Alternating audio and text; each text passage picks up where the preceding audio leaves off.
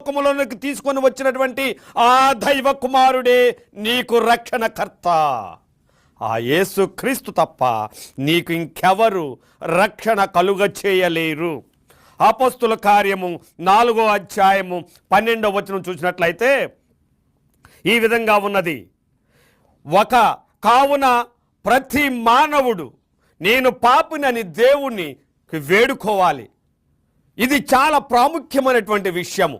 నేను పాపిని, నేను పాపము చేసి ఉన్నాను, నా పాపములను క్షమించు దేవా అని మనము దేవుణ్ణి ప్రార్థించాలి. పాపోహం పాపకర్మం పాపాత్మ పాపశబరి కృపాయ దేవ శరణం గత వచ్చల అంటే దీని అర్థం ఏమిటంటే, నేను పాపిని, నేను పాపంలో రక్షించబడాలి అంటే నీ కృప నాకు కావాలి. నీ కృప తప్ప నన్ను ఈ లోకములో ఏది రక్షించనేరదు అని మనం తెలుసుకోవాలి. కాబట్టి ప్రియమైనటువంటి శ్రోతలారా, నేను మీకు ఇస్తున్నటువంటి విన్నపము ఏమిటంటే, మనము విశ్వాసముతో ప్రభువుని ఆరాధించాలి.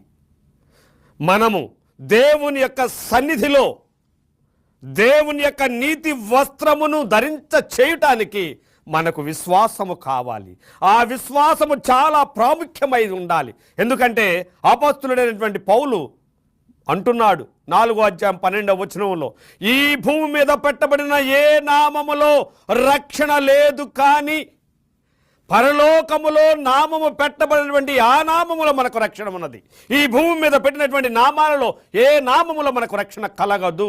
ఎందుకంటే యేసు క్రీస్తు ఆ కన్యక గర్భములో ఉద్భవించక ముందే ఆయన నామాన్ని పరలోకములో నామకరణ చేసి ఉన్నారు.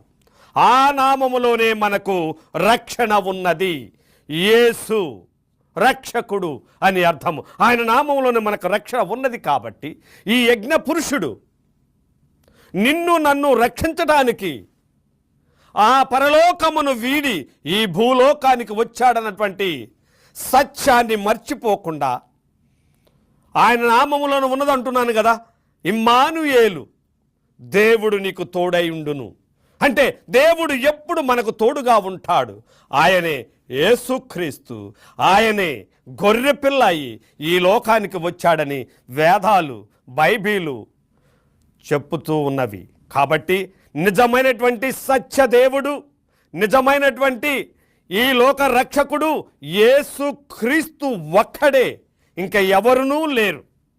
కాబట్టి మనము చేయవలసినటువంటి పని ఒక్కటే, నేను పాపిని, నా పాపాలను క్షమించి నన్ను నీ యొక్క కుమారునిగా అంగీకరించు.